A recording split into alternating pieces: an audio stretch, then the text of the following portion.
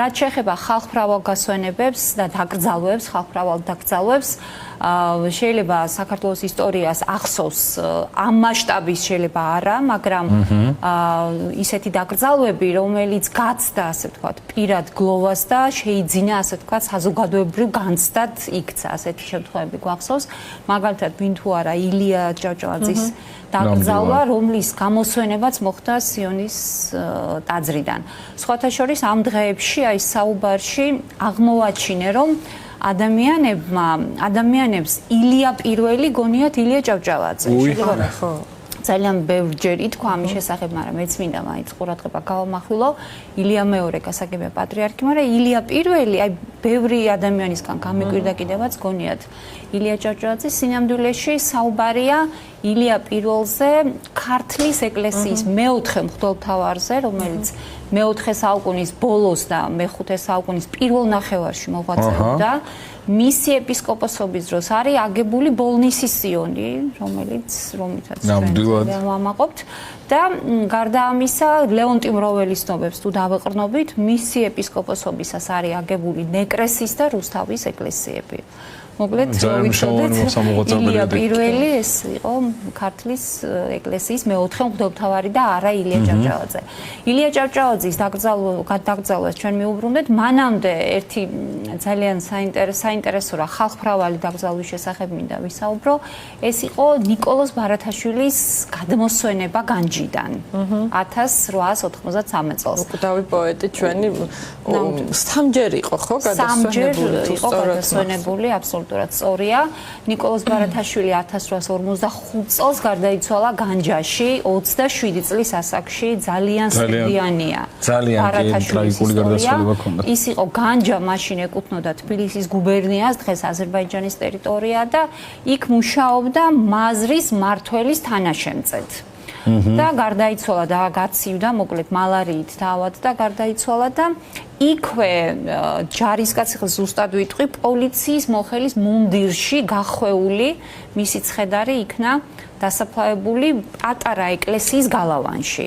ეხლა ძალიან საინტერესოა ის ფაქტი, რომ იმ პერიოდის საზოგადოებამ და თვითონ ბარათაშვილს ეხლა ძალიან ისეთი სანათესაო ყავდა, ვერ მოახერხეს მისი გადმოსვენება. 48 წელი ბარათაშვილის ნეშტი იყო უცხო მიწაზე. აი როგორ მიკვირს გრიგოლ ორბელიანი განჯა ხო არ იყო რაღაცა ძალიან დაშორებული ტერიტორია ხო მისი გადმოსვენება რომ ვერ მოხერხებულიყო. ამაზე ალბათ სპეციალისტები იმშელებენ და ექნებათ ამაზე პასუხი, მაგრამ ყოველ შემთხვევაში ძალიან სევდიანია რომ 48 წელი მისი გადმოსვენება ვერ მოხერხდა. პირველად სხვათა შორის მისი გადმოსვენების მცდელობა იყო 1876 წელს, როცა მისი კრებული დაიბეჭდა ერთ წიგნად და მაშინ მიმართეს. გვიან დაიბეჭდა მისი კრებულიც, ხო? ხო, კი ბატონო. აღიარება გვიან მოდის. გვიან მოდის სამწუხაროდ ჩვენს ქვეყანაში და ზოგადად ალბათ არა მარტო ჩვენს ქვეყანაში. 1876 წელს, როდესაც დაიბეჭდა, მაშინ მიმართა სანათესაო, ასე ვთქვათ, მთავრობას, მაგრამ მაშინ ვერ მოხერხდა მისი გადმოსვენება და 1892 წელს უკვე აი ილია ჭავჭავაძე და წერა-კითხვის გამავრცელებელი საზოგადოება იყო ინიციატორი. ნათესავე მათ გამოვიდნენ ასეთი ინიციატივით და ნათესავებს ასე ვთქვათ მიამართინეს მთავრობისთვის, რომ მიეცათ ნება ამ ნეშტის გადმოსვენების. ეხლა ძალიან მნიშვნელოვანია ის ფაქტი, რომ 48 წლის შემდეგ ნეშტის პოვნა არ არის მარტივი საქმე და ალექსანდრე ჭყონია, რომელიც იყო გადმოსვენების კომისიის წევრი, მას აქვს ესეთი მოგონება, რომ როდესაც გათხარეს საფლავი ვერ იპოვეს მისი ნეშტი და მაგას ამბობდა, რომ ვაიმეო ხალხი თბილისში გველოდებაო და ჯერ მოგვეძებნა ნეშტი და მერე გამოგეცხადებინაო და ის იყო რომ უნდა გამოეგზავნათ ტელეგრამა, რომ აი ამ დროს მოხდა მისი აღმოჩენა. ეს ჭყონია წერს, რომ 24 მუშა გვეხმარებოდაო და ერთობლივად თხრიდითო ამ საფლავზე.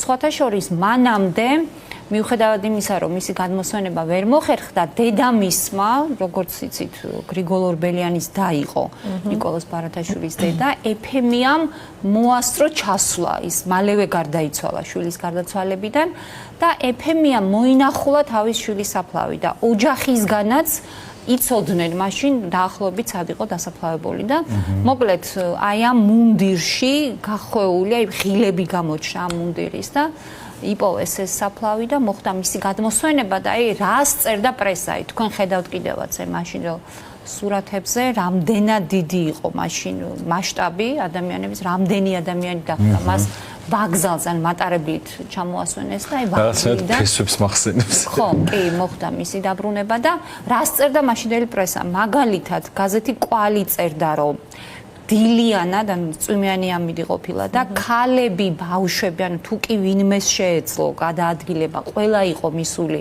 ამ საფლავთან და აი თამ დასახვედრად და თამაზ ჭილაძე წერს, რომ მისი ჩამოსვენება, აი ხატის ჩამოსვენებას გავდაო. ანუ იმდენად დიდი იყო აი ხალხის მოკრძალება.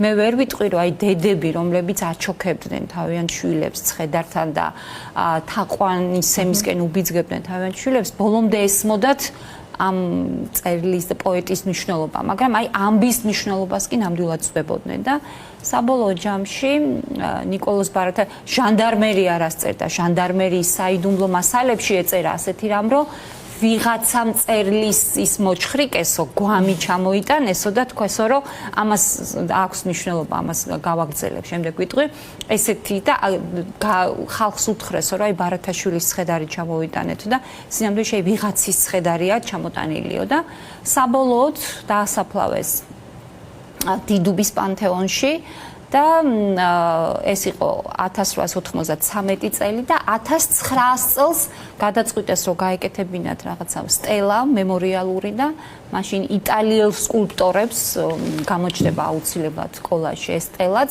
გააკეთებინეს ალგეთის ქვისგან, აი ესე გამოიყურება ეს სტელა ზევით, ეს მარმარილოს ჩანგია, ზევით რაც არის მოცემული და ოთხივე მხარეს არის ფირფიტა, სადაც ნიკოლოზ ბარათაშვილის ლექსებია, ორი არის მერანი, ფიქრი მტკვრის პირას და ბედი ქართლისადან არის ამოღებული.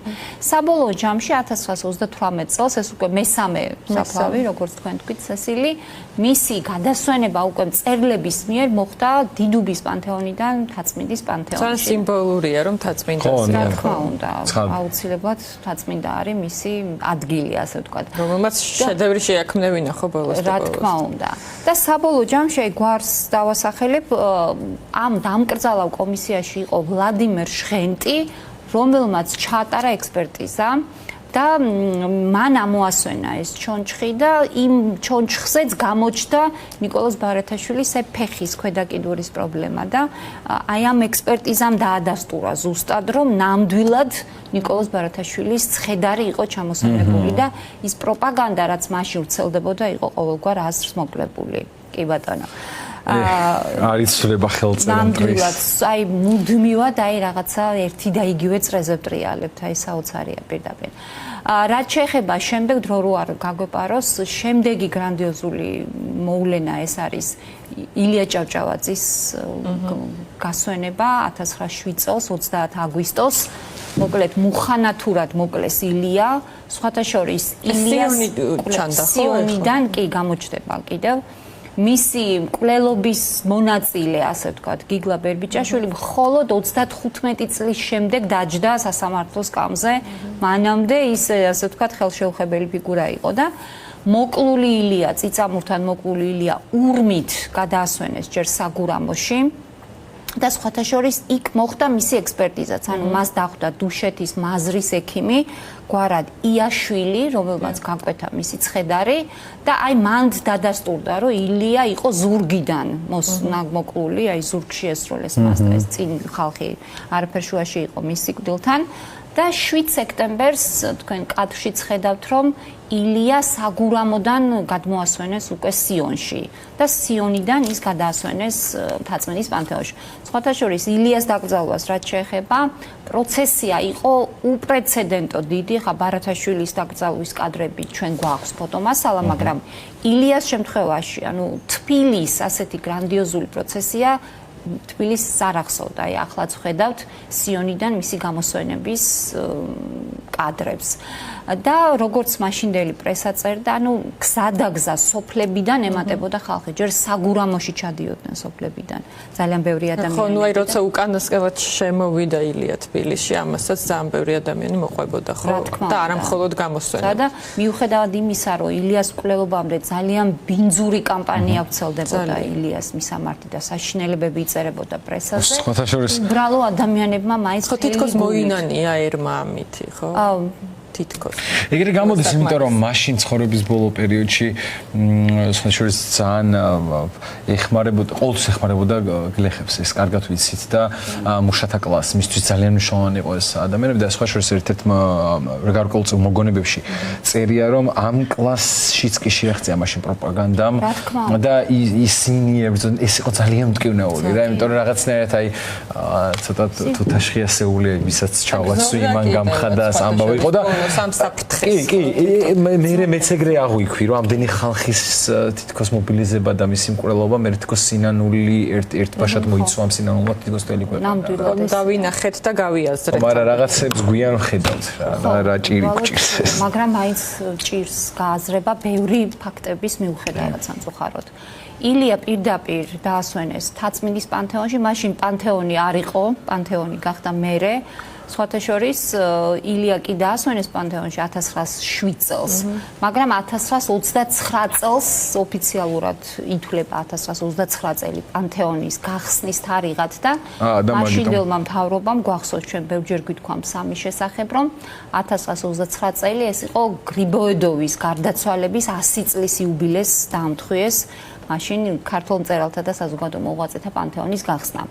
1913 წელს სხვათა შორის დღეს სკულპტორმა იაკობ ნიკოლაძემ გააკეთა მწუხარე საქართველოს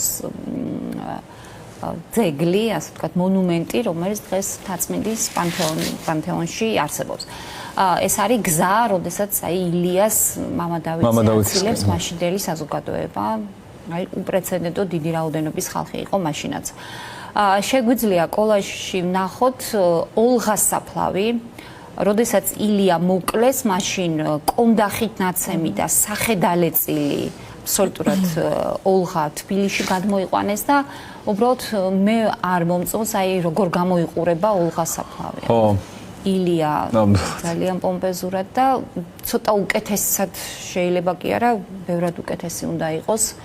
ოლღას საფლავი მე მინიმუმ ეს კონტრასტი რო ჩანს ცოტა უხერხული. სტუმრებთან ძალიან მომერიდა მე თქვა რომ ეს იყო მისი თანამეცხედრე და მისი ცხოვრების თანამგზავრი, აი იმდენად დიდია კონტრასტი საფლავებს შორის და რა ვიცი, მედი მაქვს რომ თაობები ამ შეცდომას აუცილებლად გამოასწორებენ. შემდეგი დაკრძალვა, ეს არის ილიას დაკრძალვიდან 4 წლის შემდეგ 1911 წელს გარდაიცვალა დავით სარაჯიშვილი, ნამდვილად საზოგადო მოღვაწე, გარდა იმისა, რომ ამ ადამიანმა საერთოდ მის მიერ შექმნილ კონიაკზე და შრომის კულტურაზე არაფერს ვიტყვი, როგორც საზოგადო მოღვაწე, ამ ადამიანის 8 წელი არის განუზომლად დიდი და ნუ ამ მათ ურთიერთობაზეც ბევრი შეიძლება ვისაუბროთ ილიასა და კი ბატონო, ის ადამიანები, ვინც სარაჯიშვილის სტიპენდიით სწავლობდნენ ევროპაში, ძირითადად ილიას რეკომენდაცია იყო, ისინი ერთად აკეთებდნენ ამ ძალიან დიდ საქმეს. საინტერესო ის არის, რომ ეკატერინე ფორაქიშვილის თხოვნით სარაჯიშვილის დაკრძალვა ფირზე გადაიღო ალექსანდრე დიღმელაშვილმა. საინტერესო ეს ინფორმაცია. ეს არის 1911 წელი და 1900 წელს მამაშვილმა დიღმელაშვილებმა ჩამოიტანეს საქართველოში პირველი კინოფირი. და ამ კინოფირზე მოხდა აი ამ სარაჯიშვილის დაკრძალვის გადაღება და ჩვენ ყველამ ვიცით რომ ამ კადრებში მოხდა ნიკო ფიროსმანიც და ეს არის მისი ერთადერთი ასე ვთქვათ კადრი სადაც ის ამოიწნო ლადო გუდიაშვილმა და ბევრმა ადამიანმა აი აგერ ჩანს აი ეს არის ფიროსმანი რომელიც არის დაახლოებით 44-45 წლის ასაკში აი ამ პერიოდში ესე იგი, გასვენება და აკრძალვა სარაჯიშვილის იყო ნამდვილად სახალხო დემონსტრაცია, მადლიერების გამოვლენა მის მიმართ და რა ხდებოდა, წინ მიუძღოდნენ ამქრები, თავიანთი ბაირაღებით და გვირგვინებით, სოფლებიდან და რეგიონებიდან ჩამოსული ადამიანები, რომლებსაც მოქონდათ გვირგვინები ხილით და მაშინდელი ყვავილებით შემკული და აუცილებლად უნდა ითქვას ვერცხლის გვირგვინები ხატებით შემკული, რომელიც დღეს ჩვენ 28 წელი გვაქვს შენახული ეროვნულ მუზეუმში. სხვათა შორის ეს არის ის გვირგვინები, რომელიც ეროვნულ განცთან ერთად იქნა გატანილი საფრანგეთში და შემდეგ ექვთიმე ჩამოგვიტანა უკან. მოკლედ ეს გვირგვინებიც გვაქვს დღეს მუზეუმში შენახული და საბოლოო ჯამში დაკრძალვა იყო ძალიან პომპეზური, ორ წყვილ შავ ცხენზე შებმული ეტლი თეთრი გადასაფარებელი ეფარა და წინ მიუძღოდა ამ პროცესიას. სხვათა შორის დამკრძალავი კომისიის თავმჯდომარე იყო ვალერიან გუნია. გუნია ხელმძღვანელობდა ასევე ილიას დაკრძალვის პროცესიასაც. ამიტომ კადრებშიც ვხედავთ, აი რა მასშტაბის იყო ეს ქორწინება და დაკრძალვა.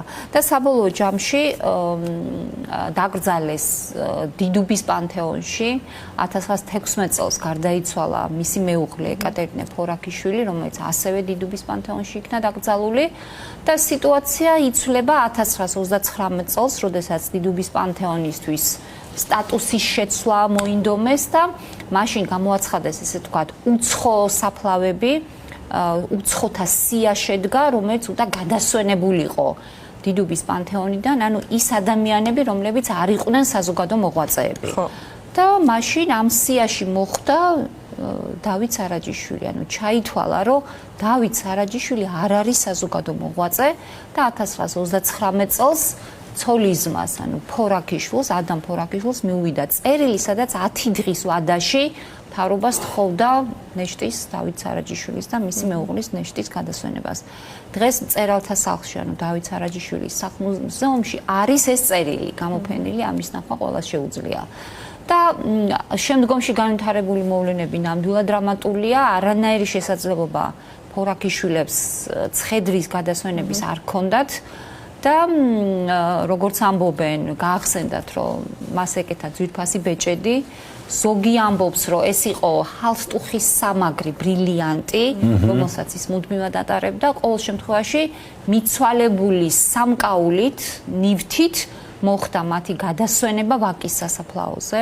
ესეც შემდეგ არ აღმოჩნდა საბოლოო განსასვენებელი. ესეც არ აღმოჩნდა საბოლოო განსასვენებელი 1997 წელს, აი კონიაკის ქარხნის მესვევრებმა, ეს არის მისი საფლავი ვაკის სასაფლაოზე, ბუბუტეიშვილის ხელმძღვანელობით მოახდინეს გადმოსვენება, ანუ გადმოასვენეს სარაჯიშვილი მის ცოლთან ერთად ქაშვეთის ეკლესიის მის მიერ ძალიან დიდი ინვესტიცია გაღებული ქაშვეთის ასაშენებლად, იგივე სამხრეთი კარი, რომელიც ჩვენ ძალიან მოგწონს, ეს ბრინჯაოს კარი, სადაც აწერია კიდევაც ასომთავრულით, აი ამ ეზოში დაასვენეს და მე მინდა გაჩვენოთ ფოტოები, როგორ გამოიყურება მისი საფლავი.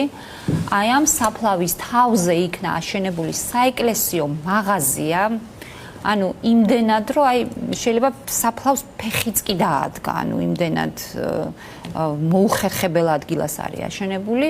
მე მახსოვს არაერთი თხოვნა თვითონ ქაშვეთის ეკლესიისადმი, საპატრიარქოსადმი, რომ მაღაზია როგორღაც სხვა ტერიტორიაზე გადაეტანათ, მაგრამ თქვენც კი ხედავთ რა მდგომარეობაშია და ხშირად ანუ პარკინგია, აი სურათი არის განსაკუთრებით ძიმე ჩემთვის, ეს მანქანები აი ლამის ზედ დგანანა ამ სარაჯიშვილის საფლავზე და ამ ფონზე ძალიან ირონიულია წარწერა, რომელიც მას აქვს მადლიერი შთაუმავლებისგან, ანუ რა მადლიერ შთაუმავლობაზეა ლაპარაკი, მინიმუმ საფლავის პატივისცემაზე არის საუბარი სარაჯიშვილთან მიმართ. მაშინ ამ 97 თუ 15 წელი იყო, ხო?